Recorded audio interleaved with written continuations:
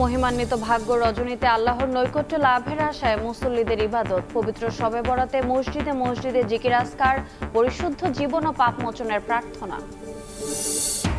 সংস্কার নিয়ে রাজনৈতিক দলগুলোর সঙ্গে সরকারের আলোচনা শুরু। আজ প্রথম দিনে ডাক পেল বিএনপি, পর্যায়ক্রমে বাকি দলের সঙ্গে বসবে ঐক্যমত্য কমিশন। আগামী জাতীয় নির্বাচনে প্রবাসীদের ভোটাধিকার নিশ্চিতে অনলাইন ভোটিং ব্যবস্থা চালুর ভাবনা। আগে সাইবার নিরাপত্তা নিশ্চিতে জোর বিশেষজ্ঞের।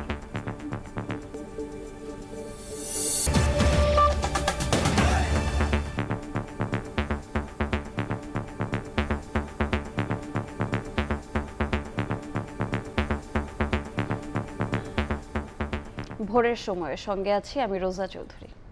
পবিত্র শবে বরাত বা মহিমান্বিত ভাগ্য রজনীতে ইবাদত বন্দেগীতে মশগুল ছিলেন ধর্মপ্রাণ মুসল্লিরা। মহান আল্লাহর অনুগ্রহ লাভের আশায় নফল নামাজ, কোরআন তিলাওয়াত এবং জিকিরে মগ্ন থাকেন তারা।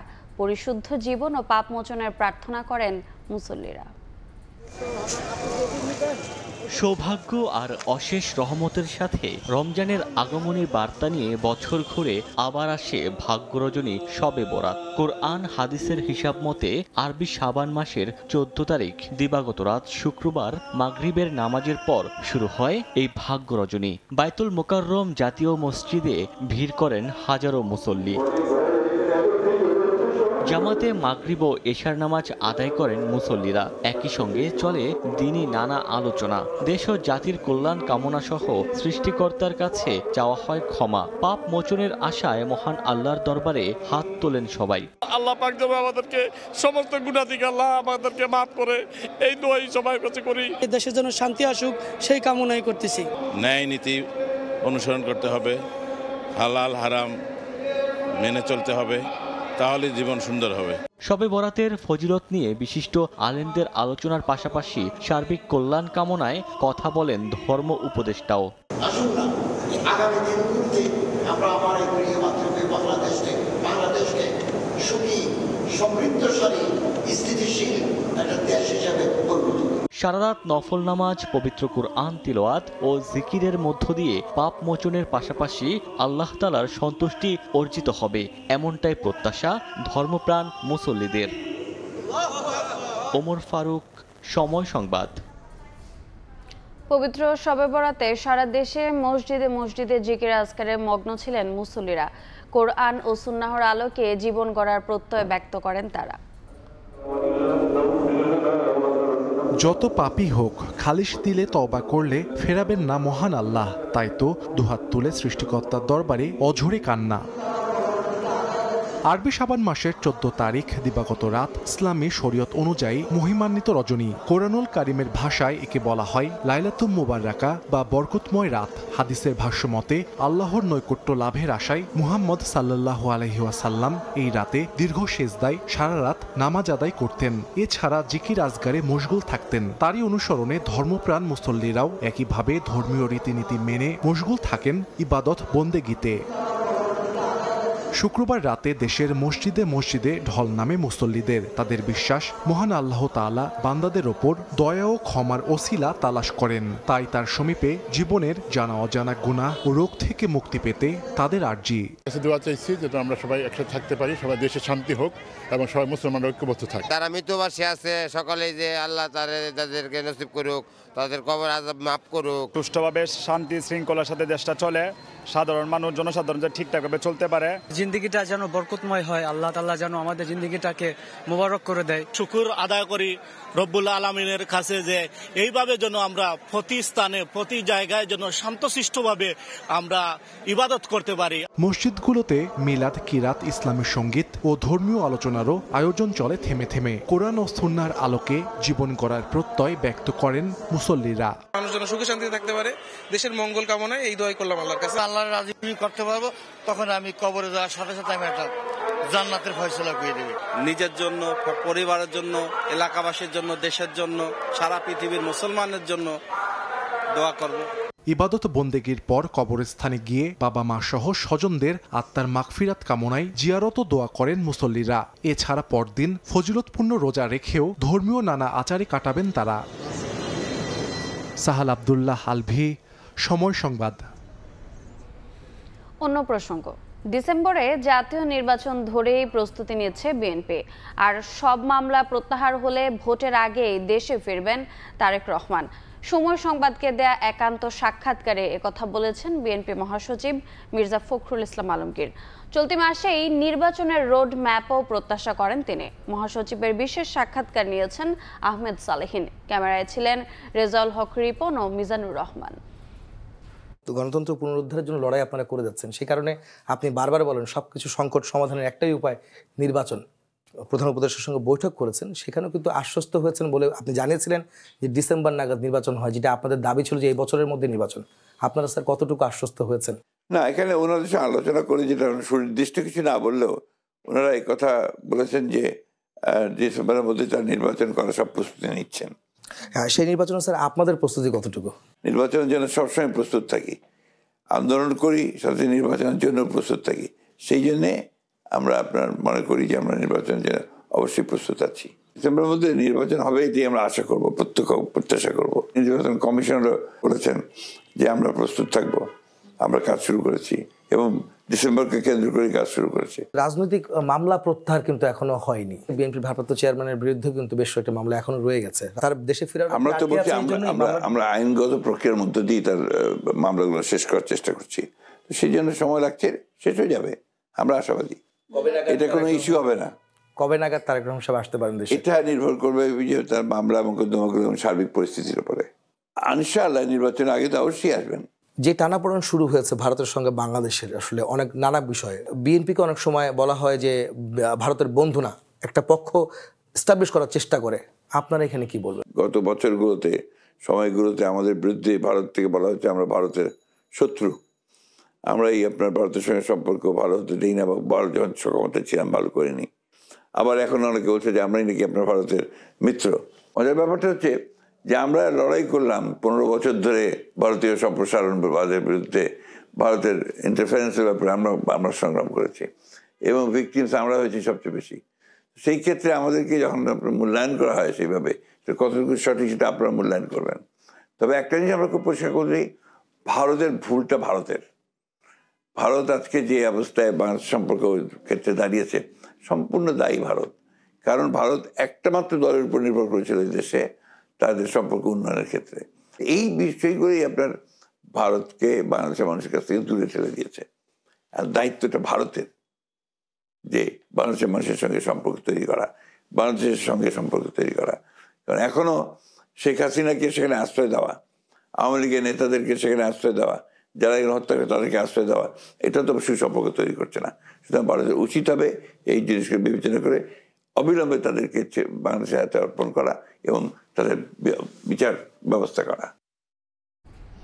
আওয়ামী লীগ নিষ্ঠুরভাবে জগদ্দল পাথরের মতো জনগণের ওপর চেপে বসেছিল বলে মন্তব্য করেছেন বিএনপির সিনিয়র যুগ্ম মহাসচিব রুহুল কবির রিজভী। শুক্রবার সন্ধ্যায় জাতীয় জাদুঘরে জাতীয় ফুটবল দলের সাবেক অধিনায়ক, বিএনপি ক্রীড়া বিষয়ক সম্পাদক আমিনুল হকের জীবনী নিয়ে লেখা বই একজন আমিনুল হক বইয়ের মোড়ক উন্মোচনে একথা বলেন তিনি। বেগম খালেদা জিয়া এবং তারেক রহমান জনগণের মৌলিক অধিকার ফিরিয়ে দেওয়ার আন্দোলনে নেতৃত্ব দিয়েছেন। এ সময় গণ অভ্যুত্থানে শিক্ষার্থীদের আত্মত্যাগের কথা স্মরণ করেন তিনি। অনুষ্ঠানে ঢাকা মহানগর উত্তর বিএনপি আহ্বায়ক আমিনুল হক বলেন, বাংলাদেশকে পুনর্গঠনে 31 দফার রূপরেখা দিয়েছে বিএনপি। এই রূপরেখা নিয়ে ঢেলে সাজানো হবে বাংলাদেশকে। পতিত পালিয়ে যাওয়া স্বৈরাচার কি নিষ্ঠুরভাবে 15 বছর এদেশে জগদ্দল পাথরের মতো ছিল। স্কুল, কলেজ, ইউনিভার্সিটি বিভিন্ন জায়গা থেকে সেই সমস্ত ফুটফুটে তরুণ বাচ্চারা নেমে এসে আন্দোলন শুরু করলেন, তখন তাকে পালিয়ে যেতে বাধ্য হলো। আমরা এখন একটু নিঃশ্বাস নিতে পারছি। আমরা ডানে বামে আগে যেমন ভয়ে তাকাতাম যে কখন কোন সাদা পোশাকধারী আমাদেরকে তুলে নিয়ে যাবে, সেই ভয়টুকু এখন নাই।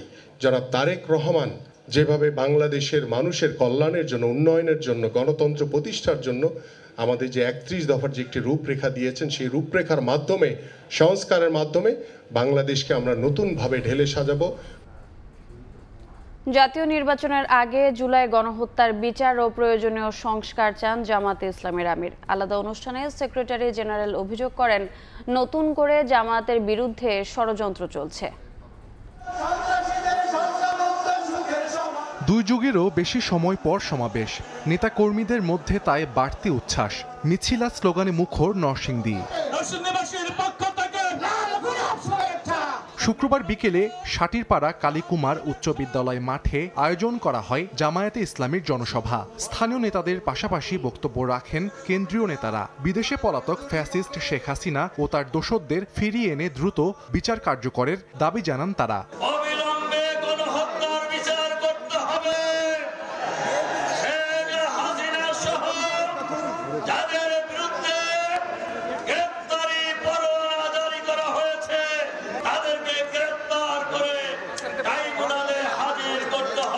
প্রধান অতিথির বক্তব্যে জামায়াত আমির ডাক্তার শফিকুর রহমান বলেন, কালো টাকা ও পেশি শক্তির প্রভাবমুক্ত ভোট উদযাপনে জাতীয় নির্বাচনের আগে জুলাই গণহত্যার বিচার ও প্রয়োজনীয় সংস্কার করতে হবে।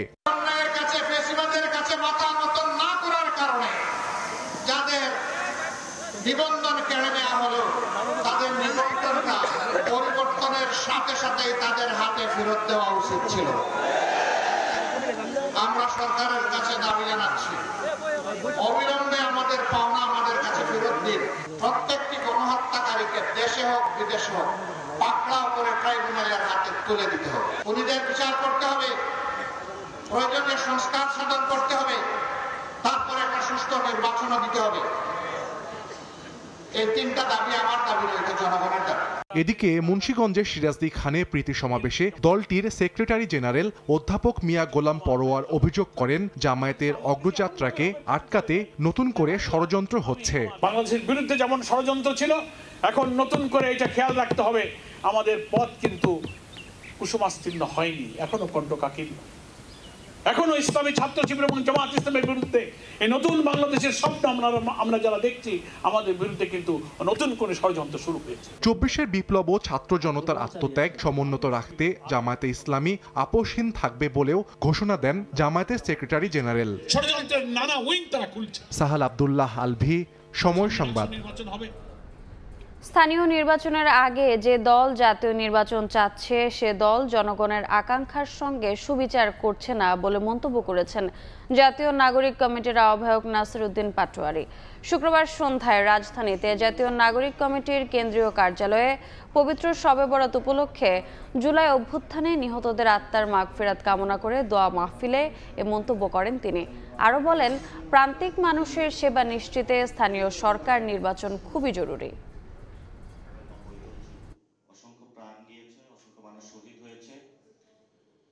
শহীদ যারা হয়েছেন তাদের কোনো পরিচয় ছিল না, তাদের একটাই পরিচয়, তারা শহীদ। আমরা যখন বলেছি যে আমাদের লোকাল গভর্নমেন্টগুলো ধসে পড়েছে, মানুষ প্রতিনিয়ত সার্টিফিকেট, তার জন্ম নিবন্ধন সনদ তৈরি করতে পারছে না, ধারে ধারে ঘুরে বেড়াচ্ছে, সেখানে আমরা বললাম যে জাতীয় ইলেকশনের আগে একটি স্থানীয় নির্বাচন প্রয়োজন এবং সকল দলগুলো ঐক্যমত হয়েছে এক্সেপ্ট ওয়ান পার্টি। তারা কি মনে করে পার্লামেন্টে 300 আসনে বাংলাদেশে হলো জনগণ, আর এই যে 16 কোটি যারা গ্রামে প্রান্তরে ছড়িয়ে আছে তারা জনগণ নয়? এইসব বেইনসাফি কাজ করবার থেকে বিভিন্ন দলকে বেরিয়ে আসতে হবে। সংস্কার নিয়ে রাজনৈতিক দলগুলোর সঙ্গে জাতীয় ঐকমত্য কমিশনের প্রথম বৈঠক আজ রাজধানীর ফরেন সার্ভিস একাডেমিতে বিকেল 3টা থেকে এই বৈঠক শুরুর কথা রয়েছে। প্রধান উপদেষ্টা ডক্টর মোহাম্মদ ইউনূস বৈঠকে বক্তব্য রাখবেন। প্রথম দিন বৈঠকে অংশ নেবে বিএনপি। দলটির মহাসচিব মির্জা ফখরুল ইসলাম আলমগীরের নেতৃত্বে প্রতিনিধি দল অংশ নেবে বলে জানা গেছে। অন্তর্বর্তী সরকার গঠিত 6টি সংস্কার কমিশনের রিপোর্ট নিয়ে আলোচনায় গুরুত্ব পাবে।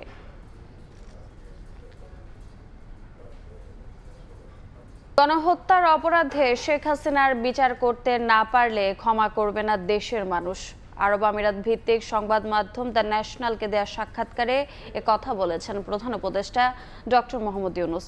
এরই মধ্যে শেখ হাসিনা ও তার সরকারের গুরুত্বপূর্ণ ব্যক্তিদের দেশে ফিরিয়ে এনে বিচারের মুখোমুখি করার আইনি প্রক্রিয়া শুরু হয়েছে বলেও দ্য ন্যাশনালকে জানিয়েছেন প্রধান উপদেষ্টা।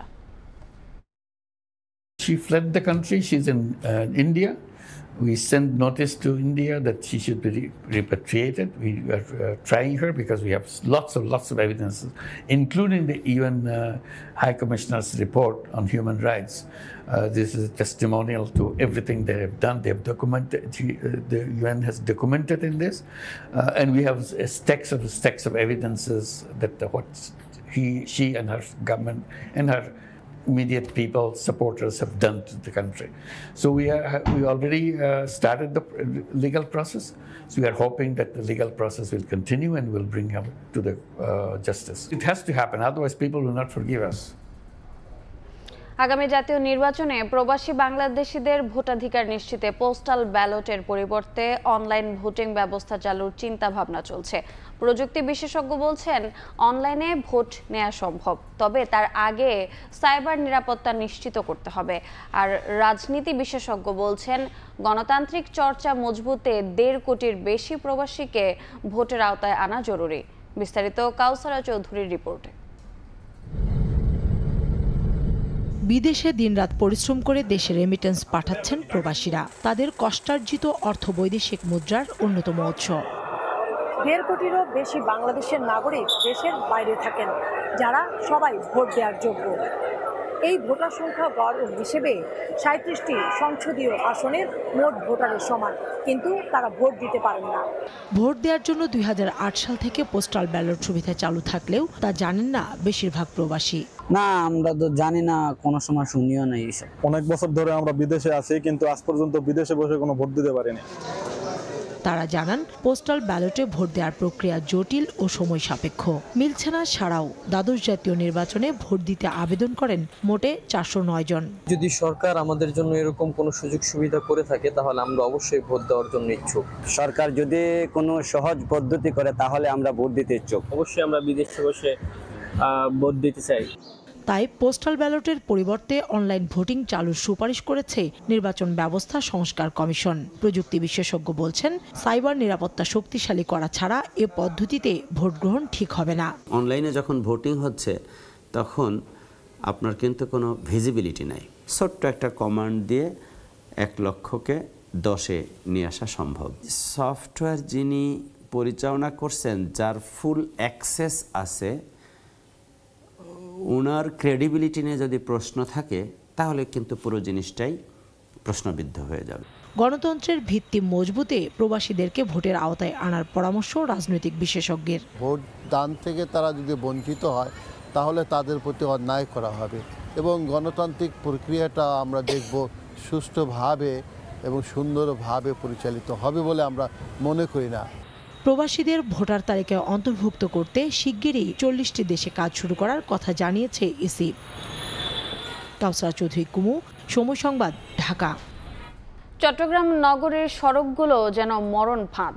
20টি পয়েন্টে প্রায়ই ঘটছে দুর্ঘটনা। তথ্য বলছে গত 8 বছরে 1000-এর বেশি সড়ক দুর্ঘটনায় মারা গেছেন 650 মানুষ। চালকের বেপরোয়া গতির পাশাপাশি ট্রাফিক অব্যবস্থাপনাকে দুষছেন বিশেষজ্ঞরা। বলছেন ফুটপাত দখল হওয়ায় রাস্তা পারাপারে দুর্ঘটনায় পড়তে হচ্ছে পথচারীদের। শাখাউত চেপুর ক্যামেরায় কমলদের রিপোর্ট।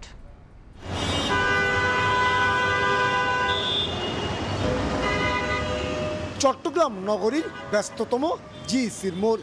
সড়কের এই অব্যবস্থাপনা বলে দিচ্ছে যানবাহন এড়িয়ে রাস্তা পারাপারে কতটা অসহায় নগরবাসী।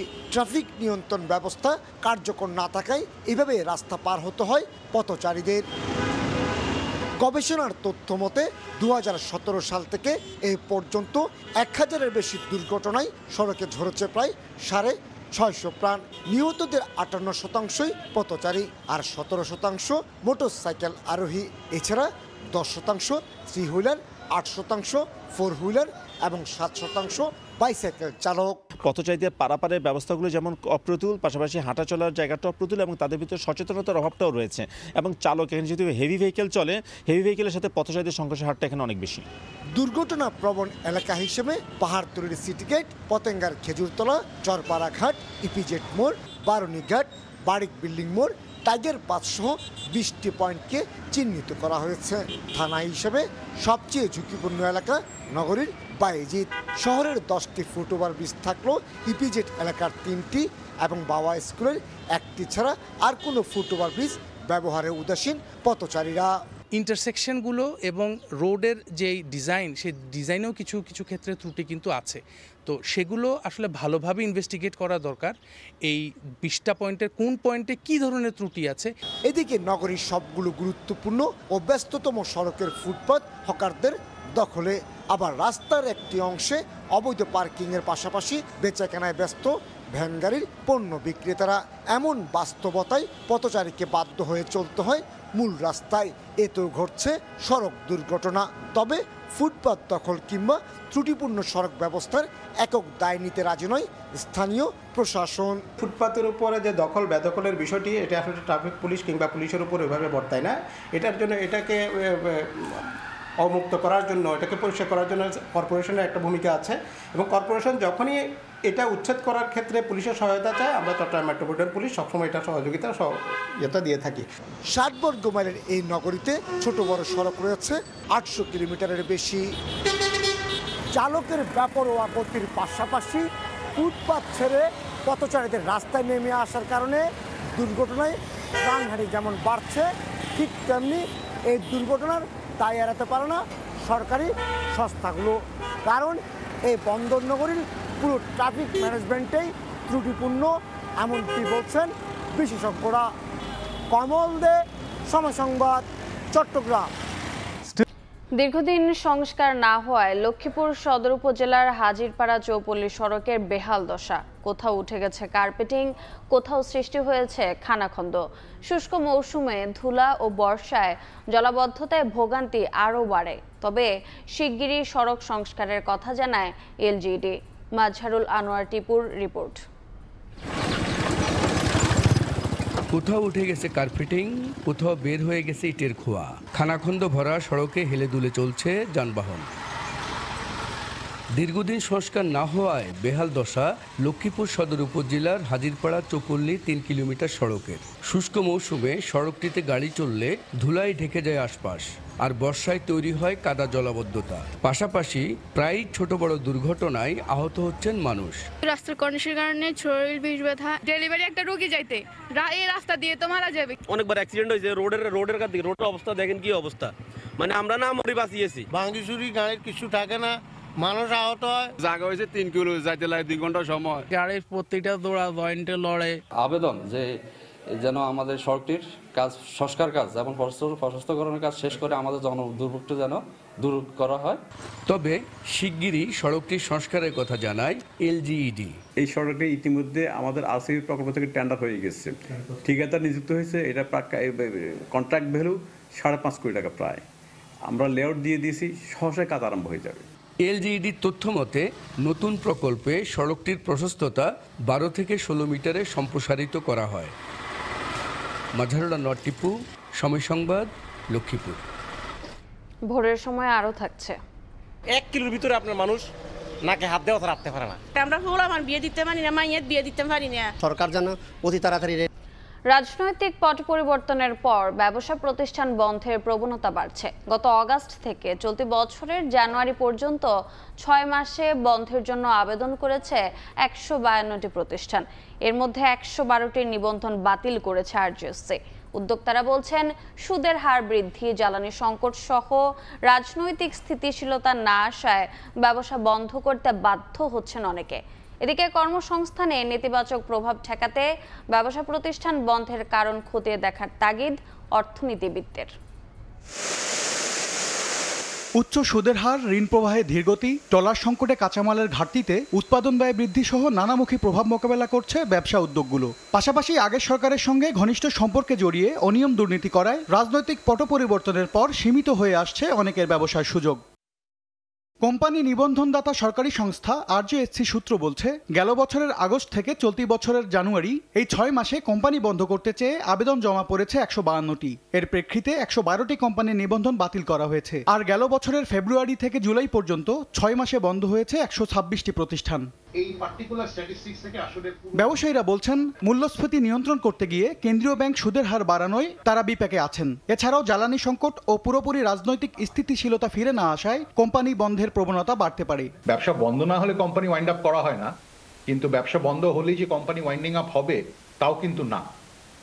ফলে দেখা যাচ্ছে যে আমাদের একদিকে যেমন ইকোনমি যে ধরনের চাপ ফেস করছে, বিশেষ করে ম্যাক্রো ইকোনমিক যেই প্রেশারগুলো আছে আমাদেরকে, বিশেষ করে ইন্টারেস্ট রেট এবং ক্রেডিট কন্ট্রাকশন, এই দুটো জিনিস কিন্তু আমাদেরকে মারাত্মকভাবে এফেক্ট করছে। কোম্পানি বন্ধ হলে কর্মসংস্থান কমবে, পাশাপাশি ক্ষতিগ্রস্ত হবে অর্থনীতি। এমন বাস্তবতায় কোম্পানি বন্ধের কারণ খতিয়ে দেখার পরামর্শ অর্থনীতিবিদদের। এটা আমাদের উন্নয়নের গতিধারা বিপরীতমুখী কার্যক্রম, এটা আমাদের স্বাভাবিক এবং আগামী ভবিষ্যতের যে উন্নয়নের গতিধারা সেটাকে ব্যাহত করতে পারে। কী কারণে এত বেশি সংখ্যক কোম্পানি বা প্রতিষ্ঠান তাদের কার্যক্রম বন্ধ করছেন, সহযোগিতা বা প্রদান করে এই বন্ধ হওয়ার কার্যক্রমটাকে বন্ধ হতে। আরজেএসসির তথ্য মতে জানুয়ারি পর্যন্ত নিবন্ধিত কোম্পানির সংখ্যা 2,99,413টি। এর মধ্যে ব্যক্তি মালিকানাধীন প্রতিষ্ঠানের সংখ্যাই 2,16,965টি। MS আরিফিন, সময় সংবাদ। ময়লার ভাগার এখন এলাকাবাসীর গলার কাঁটা। 14 বছর ধরে উন্মুক্ত স্থানে আবর্জনা ফেলায় অতিষ্ঠ স্থানীয়রা। দুর্গন্ধের পাশাপাশি ছড়াচ্ছে নানা রোগ জীবাণু। এ নিয়ে শুধু সিটি কর্পোরেশন বরাবর চিঠি দিয়েই দায় সেরেছে পরিবেশ অধিদপ্তর। তবে বর্জ্য ব্যবস্থাপনায় নতুন পরিকল্পনা নেয়ার কথা জানিয়েছে সিটি কর্পোরেশন। বাহার রায়হানের পাঠানো তথ্য ছবি নিয়ে রিপোর্ট।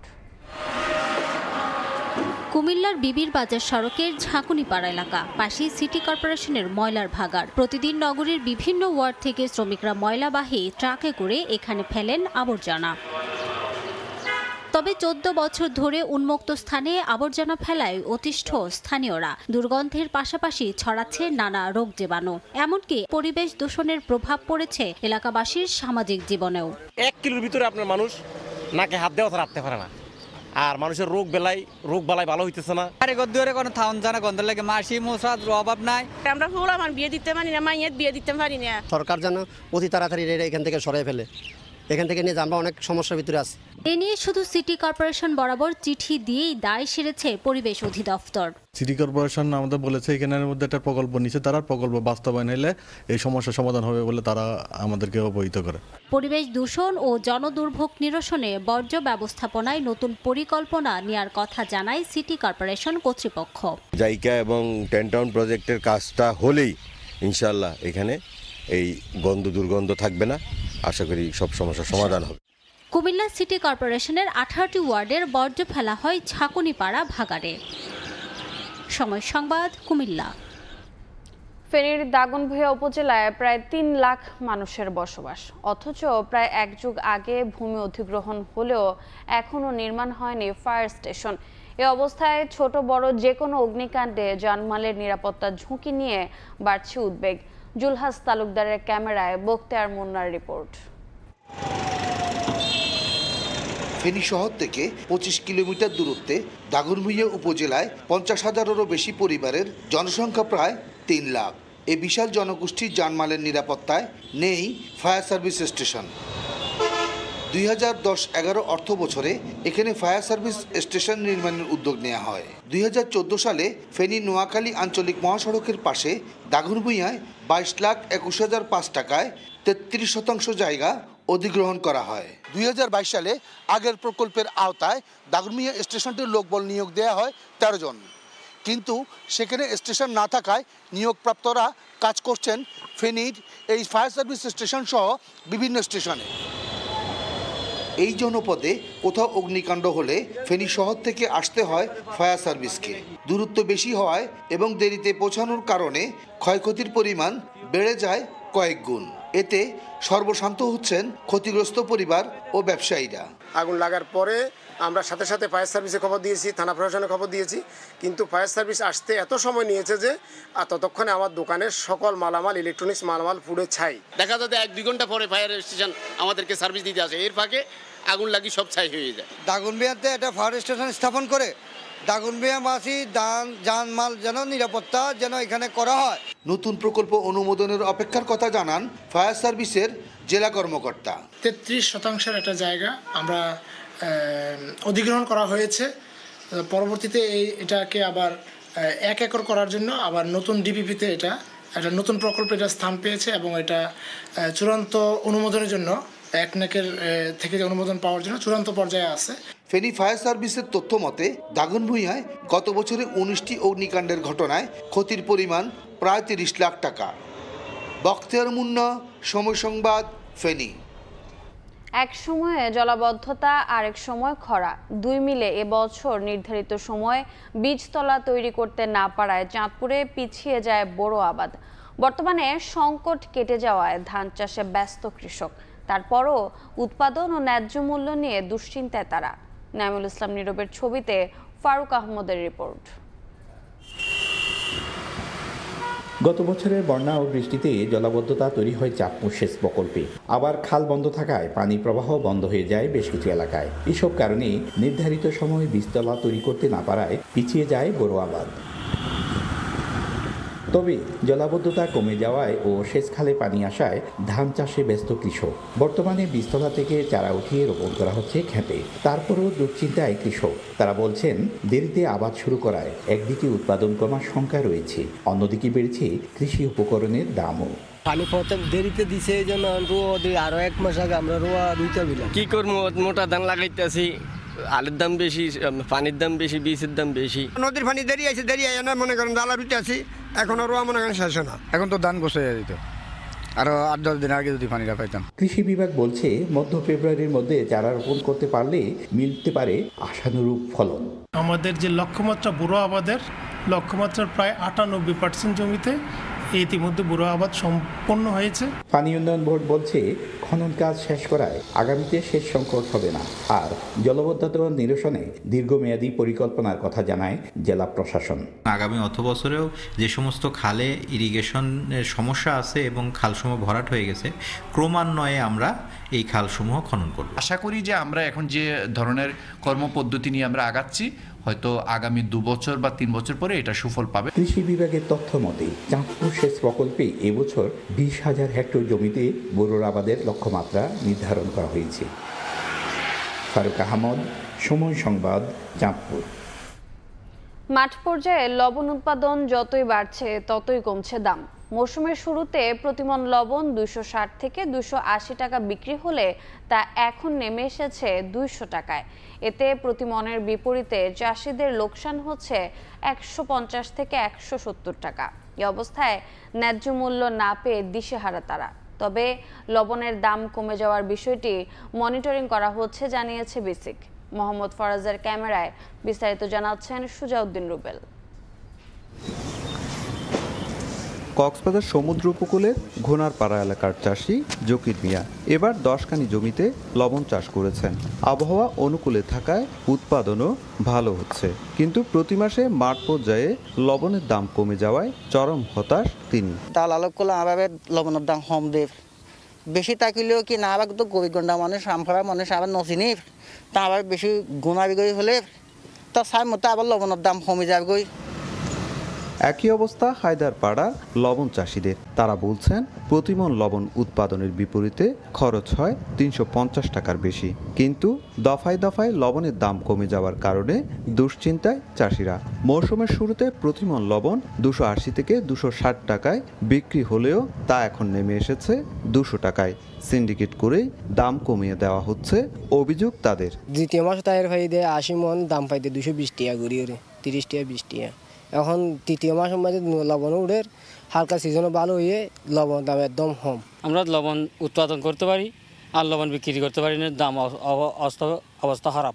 এদিকে কক্সবাজারের কোথাও লবণ মজুদ কিংবা সংরক্ষণের গুদাম নেই। মাঠ পর্যায়ে লবণের ন্যায্য মূল্য না পেয়ে অনেক চাষি উৎপাদিত লবণ মাঠে গর্ত কুড়ে সংরক্ষণ করছেন।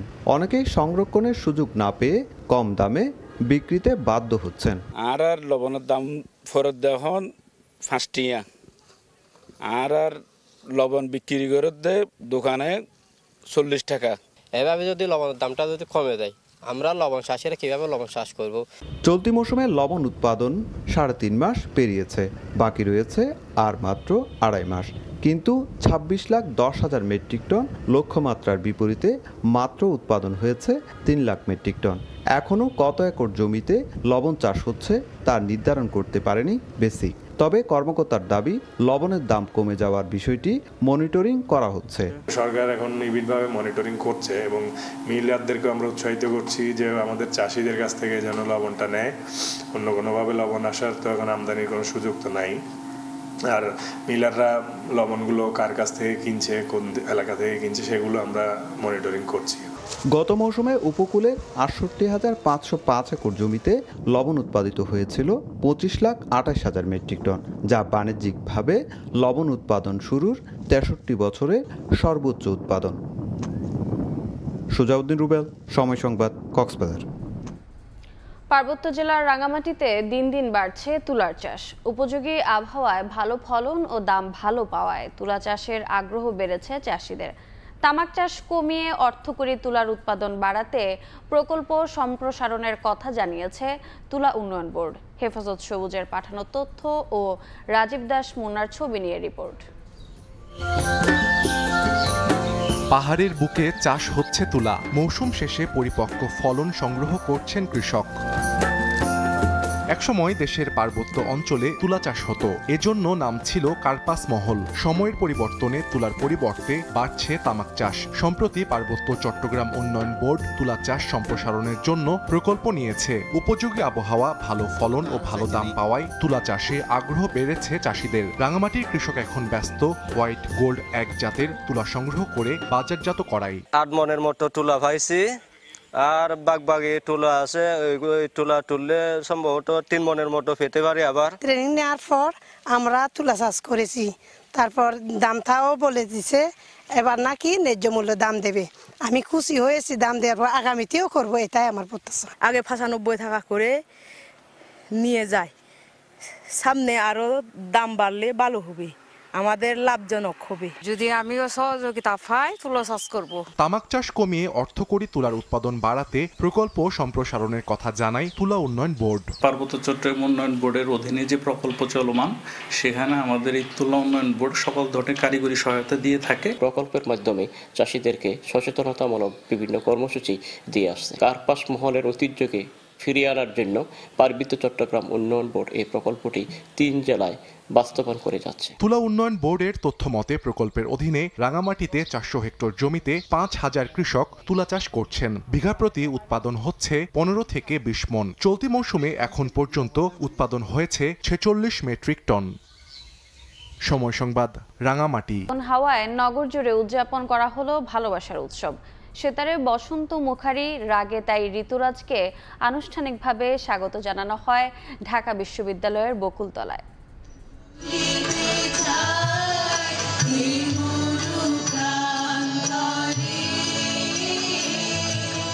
রুক্ষ শীতের শূন্যতা শেষ, ধরায় যেন ফিরেছে প্রাণ। শিমুল পলাশের আগুন রাঙা প্রকৃতিতে আগমন বসন্তের।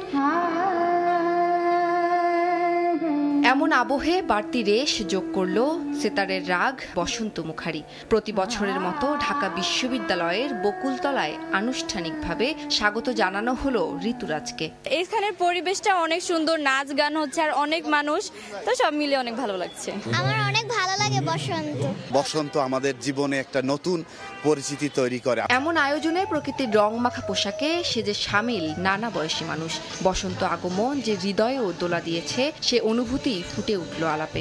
এই যে আমাদের এতগুলো সুন্দর ঋতু, এত কালারফুল সবকিছু, সেগুলো পরিচয়টা হওয়া খুবই দরকার। সবার জীবনে মঙ্গল আসে, সবার জীবনে শান্তি আসে, আমি সেটাই সবসময় প্রার্থনা করব। জাতীয় বসন্ত বরণ উদযাপন পরিষদের এ আয়োজনে ঋতুরাজ বরণে ছিল সমবেত গান, নাচ, আবৃত্তি সহ আবির বিনিময়। দক্ষিণ সমীরে শীতের রিক্ততা ভুলে ভালোর প্রার্থনা হোক অন্তরে অন্তরে, এমনটাই চাওয়া সব স্তরের মানুষের। বসন্ত জানায় ভালোবাসার আহ্বান, বনে নতুন স্বপ্নের বীজ। বসন্ত শেখায় জীবনের প্রতিটি বাঁকে বাঁকে রয়েছে নতুন নবজাগরণের সুযোগ। তাই তো বাঙালির এই বর্ণিল আয়োজন। উম্মে হানি, সময় সংবাদ, ঢাকা। ভোরের সময়ে এ ছিল আমার কাছে। পরবর্তী সংবাদগুলো জানাতে থাকবেন মনির হোসেন। ধন্যবাদ রোজা আপনাকে। পরবর্তী সংবাদগুলো নিয়ে ফিরছি কিছুক্ষণ পরই। দেখছেন ভোরের সময়, সঙ্গেই থাকুন। শীতের সবজি আবাদ হয়েছে। শতাব্দী প্রাচীন প্রধান সড়কের এই সবজি হাটে 2 থেকে 2.5 ঘন্টায় বিক্রি হয় প্রায় 15 থেকে 20 মেট্রিক টন সবজি। মুন্সিগঞ্জের জমিদার পাড়া থেকে নাসির উদ্দিন উজ্জ্বল, সময় সংবাদ। বাঁচাই সুন্দরবন, বন্ধ করি প্লাস্টিক দূষণ প্রতিপাদ্যে বিভিন্ন জেলায় পালন হলো সুন্দরবন দিবস। শুক্রবার সকালে খুলনা নগরীর শিববাড়ি মোড় থেকে সাইকেল র্যালি বের করেন এক ঝাঁক তরুণ। বিভিন্ন সড়ক ঘুরে র্যালিটি প্রেস ক্লাবে গিয়ে শেষ হয়। এরপর ব্যাংকুয়েট হলে আলোচনা সভা, ফটোগ্রাফি প্রতিযোগিতা ও পুরস্কার বিতরণী অনুষ্ঠিত হয়। এ সময় সুন্দরবন রক্ষায় সকলকে একসঙ্গে কাজ করার আহ্বান জানান আয়োজকরা। অন্যদিকে মোংলা, পটুয়াখালী, বাগেরহাট এবং সাতক্ষীরাতেও সুন্দরবনকে দূষণমুক্ত রাখার দাবি জানিয়ে করা হয় র্যালি, আলোচনা সভা এবং চিত্রাঙ্কন প্রতিযোগিতা ও রচনা প্রতিযোগিতা। সুন্দরবন রক্ষায় সব প্রকল্প বন্ধ করা সহ 9টি দাবিতে শাহবাগে নাগরিক সমাবেশ করেছে বাংলাদেশ পরিবেশ আন্দোলন ও পরিবেশবাদী যুব সংগঠন গ্রিন ভয়েস। শুক্রবার সকালে সুন্দরবন দিবস উপলক্ষে জাতীয় জাদুঘরের সামনে এই সমাবেশের আয়োজন করে বাপা। পরিবেশবাদীরা বলেন, একদিকে ভারতের ফারাক্কা বাঁধ ও অন্যান্য কারণে বনের পানিতে লবণাক্ততা বৃদ্ধি পাচ্ছে, অন্যদিকে বিগত সরকারের সুন্দরবন বিনাশী রামপাল তাপবিদ্যুৎ কেন্দ্র নির্মাণের কারণে সুন্দরবনের চরিত্র বিনষ্ট হয়েছে। এছাড়াও জলবায়ু পরিবর্তনজনিত কারণে ঘন ঘন জলোচ্ছ্বাস ও ঘূর্ণিঝড়, সুন্দরবনের চ্যানেলে পোল্ডার স্থাপন, আবাদি জমিতে লবণ পানি আটকে রেখে চিংড়ি চাষ সুন্দরবনের ধ্বংস ডেকে আনছে। বনে পশু শিকার, গাছ কাটা, প্রাণী বিলুপ্তি শিকারীদের তৎপরতায় বাঘ ও হরিণের সংখ্যাও হ্রাস পাচ্ছে। সুন্দরবন রক্ষায় পদক্ষেপ নিতে সরকারের প্রতি আহ্বান জানান তারা। বাইরের খবর, আগামী 5 দিনের মধ্যে ট্রাম্পকে সমসাময়িক ইউএসআইডি তহবিল স্থগিতাদেশ তুলে নেওয়ার নির্দেশ দিয়েছেন ফেডারেল আদালত।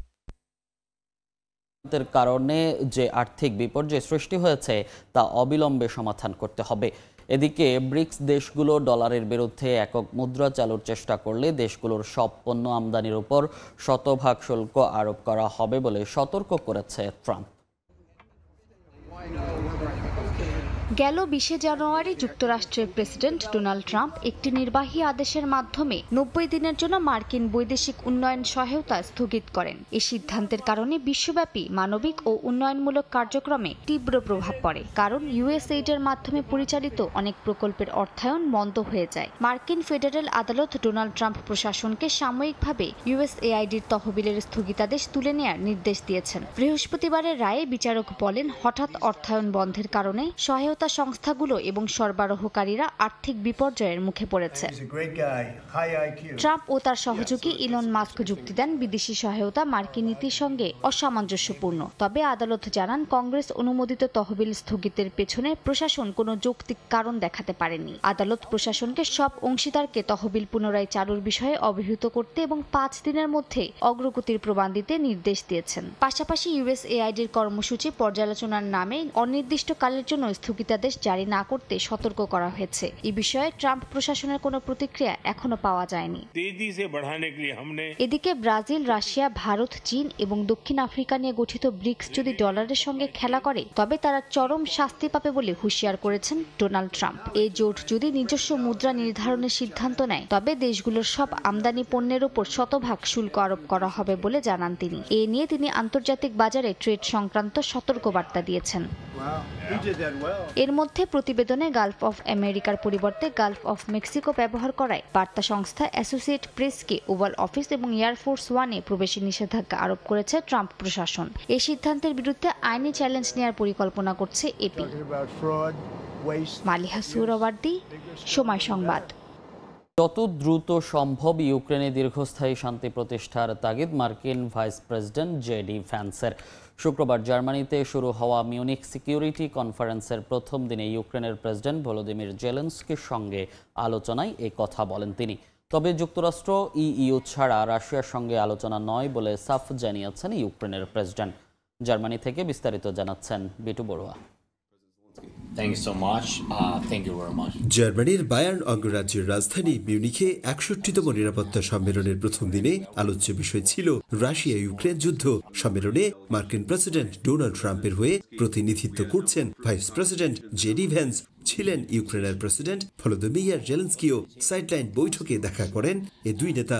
বৈঠকে ভ্যান্স বলেন, যুক্তরাষ্ট্র চায় ইউক্রেনে দ্রুত শান্তি ফিরে আসুক এবং তা যেন স্বল্প সময়ের জন্য না হয়। ভ্যান্সের এমন প্রস্তাব ইতিবাচক হিসেবে দেখছেন ইউক্রেন প্রেসিডেন্ট। তিনি যুক্তরাষ্ট্রের প্রতি কৃতজ্ঞতা প্রকাশ করেছেন এবং ইউক্রেনে যুদ্ধের অবসান ঘটাতে আরও সংলাপের আহ্বান জানিয়েছেন। তবে যুদ্ধ বন্ধ ও শান্তি আলোচনা শুরু করতে চাইলে রুশ প্রেসিডেন্ট ভ্লাদিমির পুতিনকে প্রথমেই যুক্তরাষ্ট্র, তারপর ইইউর সঙ্গে আলোচনার টেবিলে বসতে হবে বলে জানান জেলেনস্কি। জার্মানির মিউনিখের নিরাপত্তা সম্মেলনের মূল পর্বের প্রথম দিনে প্রথম বক্তা হিসেবে শুরুতেই যুক্তরাষ্ট্রের vice president JD Vance Germany সহ গোটা ইউরোপের গণতান্ত্রিক মূল্যবোধের অবক্ষয় নিয়ে উদ্বেগ প্রকাশ করেন। ইউরোপের জন্য সবচেয়ে বড় হুমকি কোনো বাহ্যিক শক্তি নয়, বরং ভেতরের অস্থিতিশীলতা বলে মন্তব্য করেন তিনি। বলেন, এ কারণেই মত প্রকাশের স্বাধীনতা ও গণতন্ত্র চর্চার সংকুচন, সাধারণ মানুষের চাওয়াকে অগ্রাহ্য করা এবং সাশ্রয়ী মূল্যে জ্বালানি সরবরাহ ব্যাহত হচ্ছে। ভ্যান্সের এই বক্তব্যের সঙ্গে একমত পোষণ করেছেন মার্কিন প্রেসিডেন্ট ডোনাল্ড ট্রাম্প। সম্মেলনে জার্মানির চরম রক্ষণশীল ডান কিংবা বামপন্থী কোনো রাজনৈতিক দলগুলোকে আমন্ত্রণ না জানানোয় সমালোচনাও করেন জেডি ভ্যান্স। তবে জার্মানি সহ ইইউর অভ্যন্তরীণ রাজনীতি নিয়ে ভ্যান্সের আগ্রহ ও বক্তব্য প্রেসিডেন্ট ডোনাল্ড ট্রাম্পের দৃষ্টিভঙ্গির প্রকাশ বলে মনে করছেন বিশ্লেষকরা। মার্কিন ভাইস প্রেসিডেন্টের ইউরোপ নিয়ে এমন বক্তব্যের তীব্র বিরোধিতা করেন জার্মানির প্রতিরক্ষা মন্ত্রী বরিস পিস্টোরিয়াস। কনফারেন্সে দেয়া বক্তব্যে পিস্টোরিয়াস বলেন, ইউরোপের গণতান্ত্রিক পরিস্থিতিকে স্বৈরাচারী শাসনের সঙ্গে তুলনা করা সম্পূর্ণ অগ্রহণযোগ্য।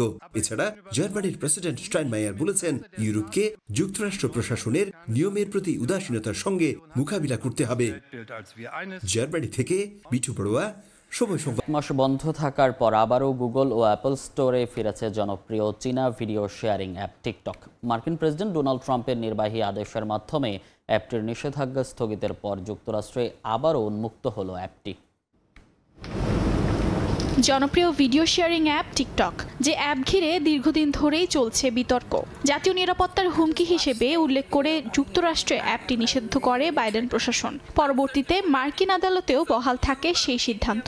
আদালতের রায় মেনে নিয়ে যুক্তরাষ্ট্রে অ্যাপটির কার্যক্রম বন্ধ করে দেয় টিকটক। তবে প্রেসিডেন্ট হিসেবে ক্ষমতা গ্রহণের পর নির্বাহী আদেশের মাধ্যমে টিকটকের নিষেধাজ্ঞা স্থগিত করেন ডোনাল্ড ট্রাম্প। ট্রাম্পের নির্বাহী আদেশের পর আবারও অ্যাপল এবং গুগল অ্যাপ স্টোরে ফিরে আসে টিকটক। প্রায় দীর্ঘ ১ মাস পর আবারও মার্কিন নাগরিকদের ডাউনলোড করার জন্য উন্মুক্ত করে দেয়া হয়। গেল ১৮ জানুয়ারি চীনা মালিকানাধীন এই ভিডিও শেয়ারিং অ্যাপটি অ্যাপল এবং গুগল স্টোর থেকে সরিয়ে নেওয়া হয়েছিল।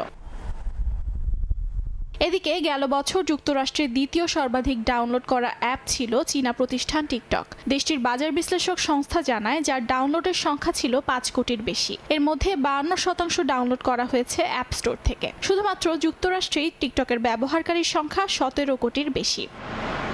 অর্জিতা শেহজিন, সময় সংবাদ। ভালোবাসা প্রকাশের ভাষা আলাদা হলেও চকলেটের মিষ্টতা সারা বিশ্বেই এক। ভালোবাসা দিবসে বেলজিয়ামের বিখ্যাত চকলেট শপগুলোতে বেড়ে যায় ক্রেতাদের ভিড়।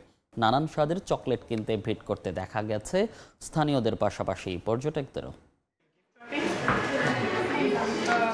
ভালোবাসা দিবসে মিষ্টি উপহার ছাড়া যেন উৎসব অপূর্ণ থাকে। আর চকলেটের জন্য বিখ্যাত বেলজিয়ামে এই দিনে সবচেয়ে বেশি চাহিদা থাকে হার্ট শেপ চকলেটের। ভালোবাসা দিবসে চকলেট বিক্রির ধুম পড়ে যায় দেশটির রাজধানী ব্রাসেলসের গ্যালারি দে লা রেইনে অবস্থিত নিউ হাউস চকলেট শপে। দোকানের শেলফে সাজানো রয়েছে নানা ডিজাইনের চকলেট বক্স।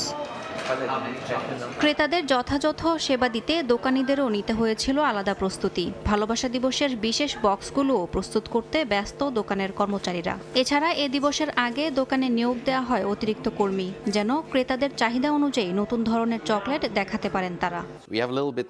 ভালোবাসা দিবস আমাদের জন্য বছরের প্রথম দিকের বড় বিক্রির সময়। বিশেষ করে আজ আমরা বাড়তি কর্মী রেখেছি, যাতে ক্রেতাদের নতুন কালেকশনগুলো টেস্ট করাতে পারি। বাহারি ডিজাইন ও স্বাদের চকলেট কিনতে ভিড় করতে দেখা গেছে স্থানীয়দেরও। বিভিন্ন দেশ থেকে আসা পর্যটকরাও এই চকলেট কেনার সুযোগ হাতছাড়া করেননি। এই দোকানটি শহরের সবচেয়ে সুন্দর গ্যালারিতে অবস্থিত। আমরা বাবার হয়ে চকলেট কিনতে এসেছি। তিনি কাজে ব্যস্ত থাকায় মায়ের জন্য উপহার কিনছি। কোরিয়ায় বেলজিয়ামের চকলেট খুবই জনপ্রিয় এবং দামি, তাই আজকের দিনে এখানে না এসে কি চলে? ভালোবাসা দিবসে বেলজিয়ামের এই চকলেট যেন সম্পর্কের মিষ্টতা আরও বাড়িয়ে দিচ্ছে। প্রিয়জনকে চকলেট দেওয়ার পাশাপাশি চকলেট প্রেমীরা নিজেরাও উপভোগ করছেন এই চকলেট। ইয়াসমিন অনন্যা, সময় সংবাদ।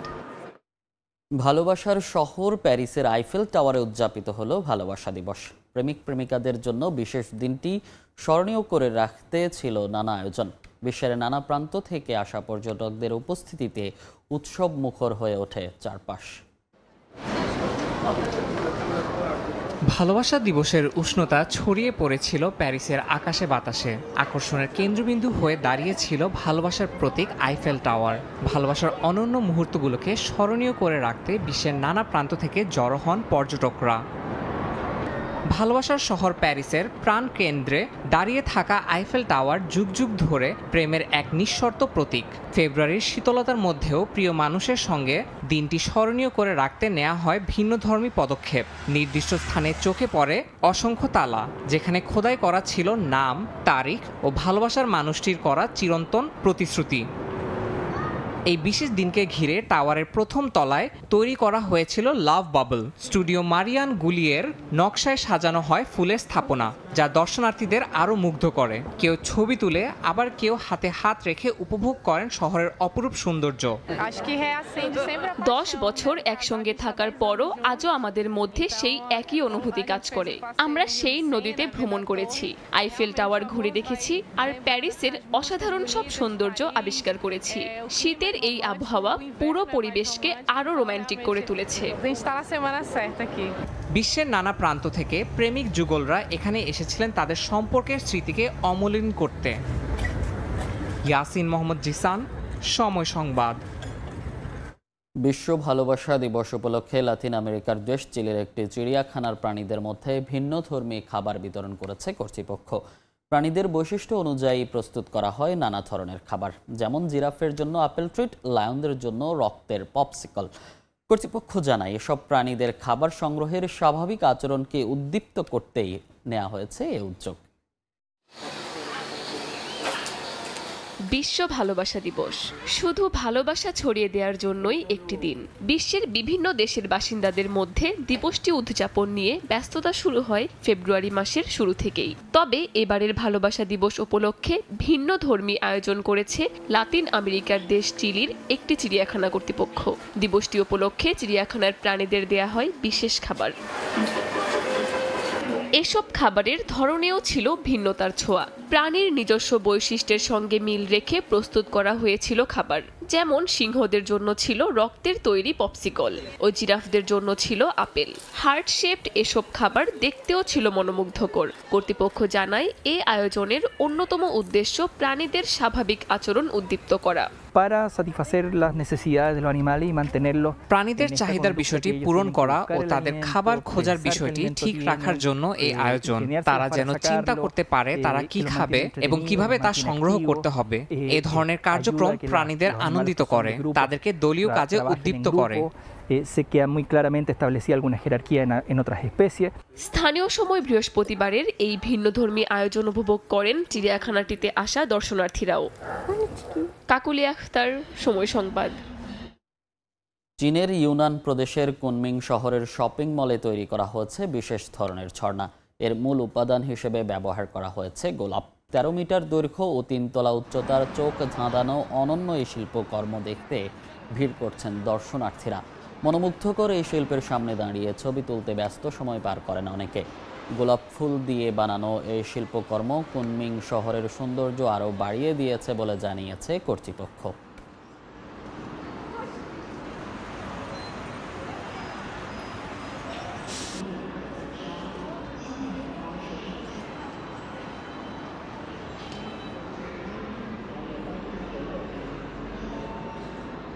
খবর, বিগত আইসিসি ইভেন্টগুলোর মতো এবার আর টাইগারদের চ্যাম্পিয়ন্স ট্রফির বহর নিয়ে নেই বড় কোনো আলোচনা সমালোচনা, নেই সমর্থকদের প্রত্যাশার চাপও।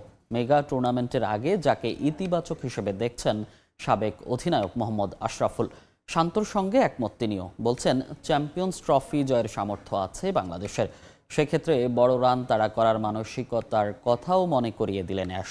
ট্রু উইকেটে দায়িত্ব নিতে বললেন বোলারদের।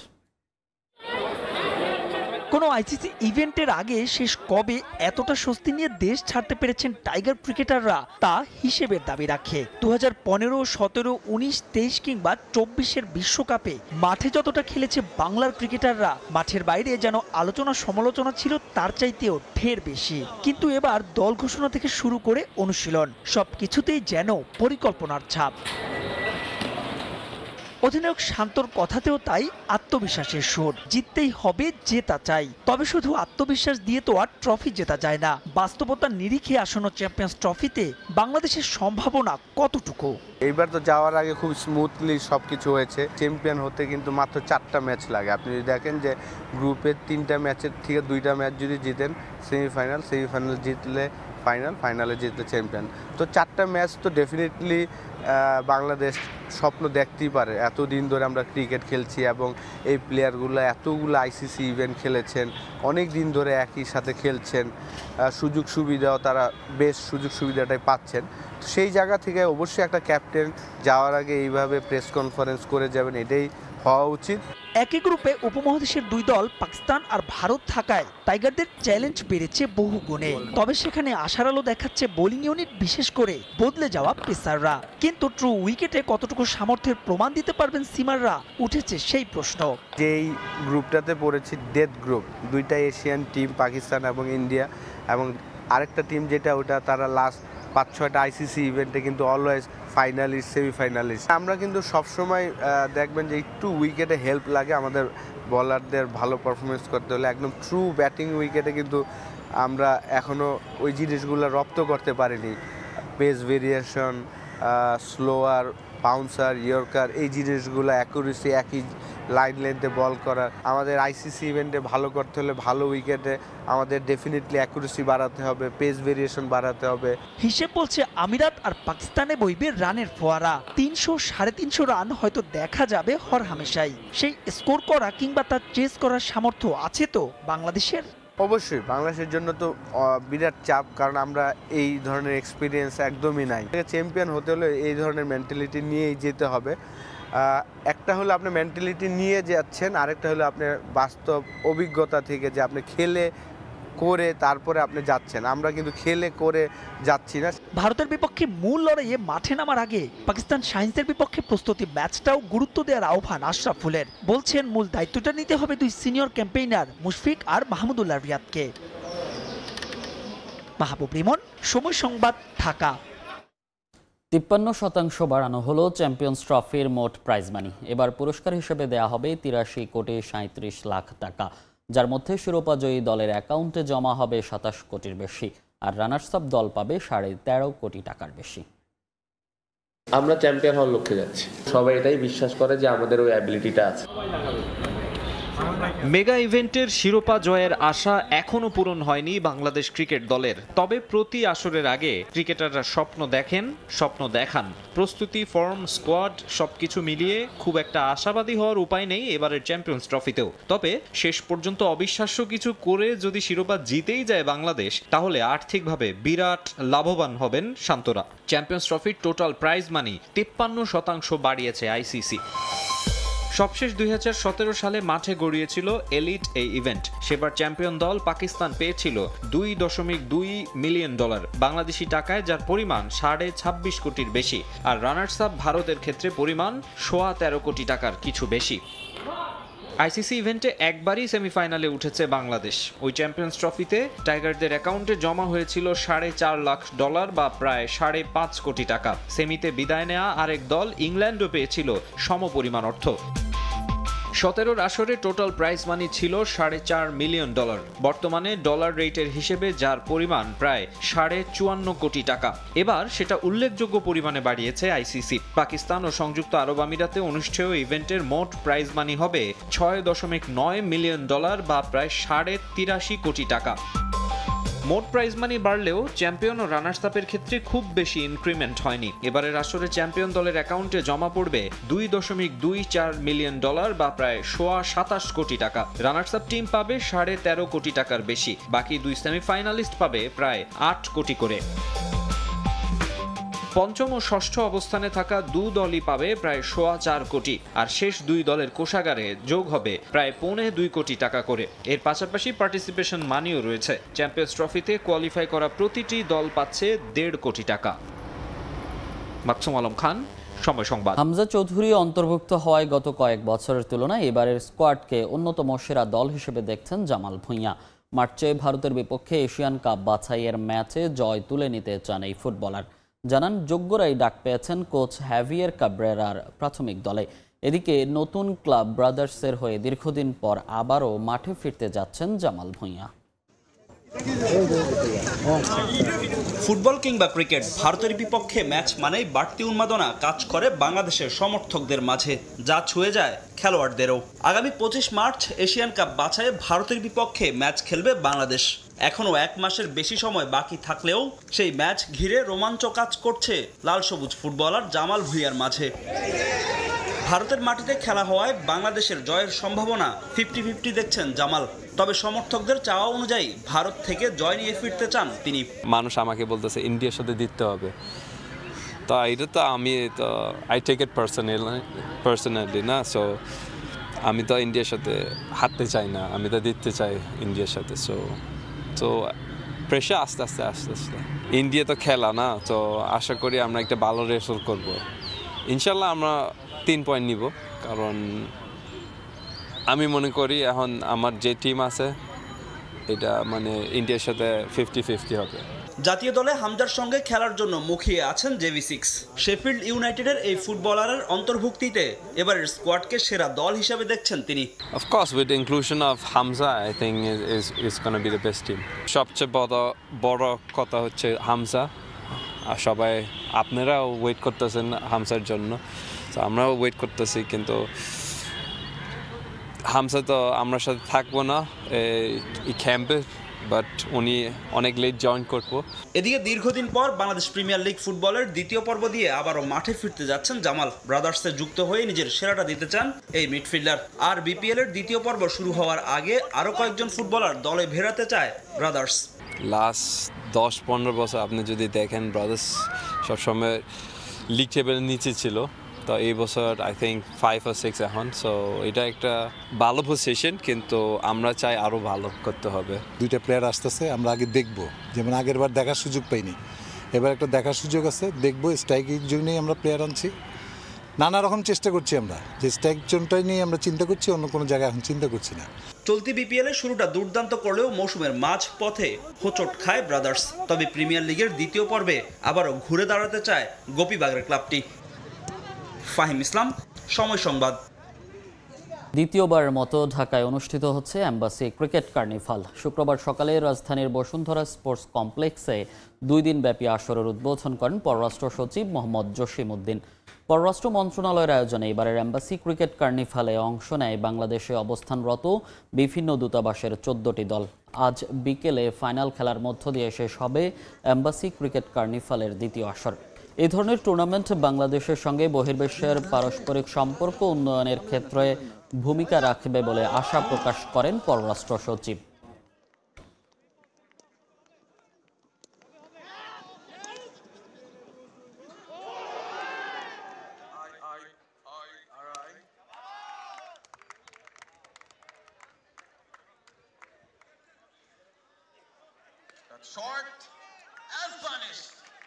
এই ক্রিকেট টুর্নামেন্টের উদ্দেশ্য হচ্ছে যে এখানে যে সমস্ত দূতাবাস আছে, আন্তর্জাতিক সংস্থা আছে এবং আমরা পররাষ্ট্র মন্ত্রণালয় তাদের মধ্যে সম্প্রীতি বাড়ানো, ফ্রেন্ডশিপ বাড়ানো, কোঅপারেশন বাড়ানো এবং একটু বৃহৎ পরিসরে যদি বলি সেটা বিভিন্ন দেশের মধ্যে যে সম্প্রীতির সহযোগিতা সেটার একটা প্ল্যাটফর্ম হিসেবে এটা কাজ করবে।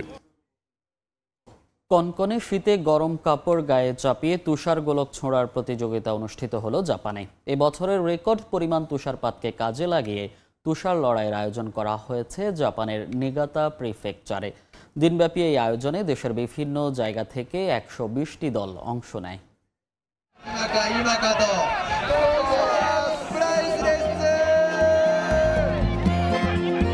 2 মিনিট এর মধ্যেই শুভ্র তুষারের গোলক ছুঁড়ে ঘায়েল করতে হবে প্রতিপক্ষকে। যে এই সময়ের মধ্যে তুষার গোলক ছুঁড়ে সবচেয়ে বেশি প্রতিদ্বন্দ্বীদের পরাস্ত করতে পারবে সেই হবে এই টানটান উত্তেজনাপূর্ণ খেলার বিজয়ী। এমনই অভিনব এক প্রতিযোগিতার আয়োজন করা হয় জাপানের নিগাতা প্রিফেকচারে। প্রতি বছরের মতো এবারও 35তম বার্ষিক কোইডে আন্তর্জাতিক তুষার লড়াইয়ে অংশ নেয় দেশের বিভিন্ন জায়গা থেকে আসা 120টি দল। স্পোর্টস ইউকিগাসেন নামের এই খেলাটিকে শীতকালীন অলিম্পিক্সের অন্তর্ভুক্ত করার জন্য প্রচারণা চালিয়েছেন অনেকে। তুষার লড়াই নিছকে একটি খেলা, তাই এটিকে একটি প্রতিযোগিতায় রূপ দেয় আমি খুশি হয়েছি। প্রতিযোগিতাপূর্ণ মনোভাব এই খেলাটিকে আরো উত্তেজনাপূর্ণ করে তোলে। খেলার মাঠে নিজেদের পছন্দের দল এবং বন্ধুদের সমর্থনে জড়ো হয় শত শত মানুষ। আনন্দঘন পরিবেশে প্রতিযোগীদের দেখা যায় নিজেদের বাঁচিয়ে প্রতিপক্ষের দিকে বরফের গোলা ছুঁড়ে মারতে। যার গায়ে তুষারের গোলক আঘাত করবে তাকে বের করে দেওয়া হবে খেলা থেকে। এভাবে সবার শেষে যে খেলোয়াড় বাকি থাকবে তাকেই বিজয়ী ঘোষণা করা হবে। বিভিন্ন দল একে অপরের দিকে তুষার ছুঁড়ে মারছে। মনে হচ্ছে আমরা সবাই আবার ছোটবেলায় ফিরে গেছি। নিজেকে একজন শিশু মনে হচ্ছে। উয়োনোমা শহরটি জাপানের স্নো কান্ট্রি বা তুষারের রাজ্য নামে খ্যাত। এবছর সেখানে তুষারপাত হয়েছে রেকর্ড পরিমাণ। এতে স্বাভাবিকভাবেই জনজীবনের দুর্ভোগ বেড়েছে। এই অবস্থায় এমন খেলাধুলার আয়োজন স্থানীয়দের মনে আনন্দ এনে দিয়েছে। সাদিয়া তাসনিম, সময় সংবাদ। এই পর্যায়ে শীর্ষ সংবাদগুলো জানিয়ে দিচ্ছি আরেকবার।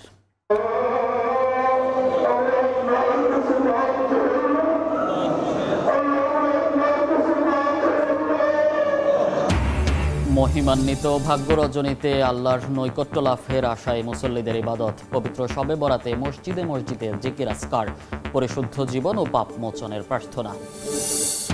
সংস্কার নিয়ে রাজনৈতিক দলগুলোর সঙ্গে সরকারের আলোচনা শুরু আজ। প্রথম দিনেই ডাক পেল বিএনপি। পর্যায়ক্রমে বাকি দলের সঙ্গে বসবে ঐক্যমত কমিশন।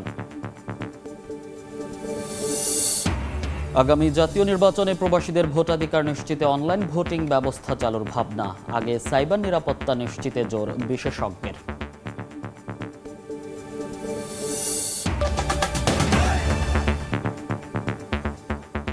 এই ছিল ভোরের সময়। সঙ্গে থাকুন সময়ের।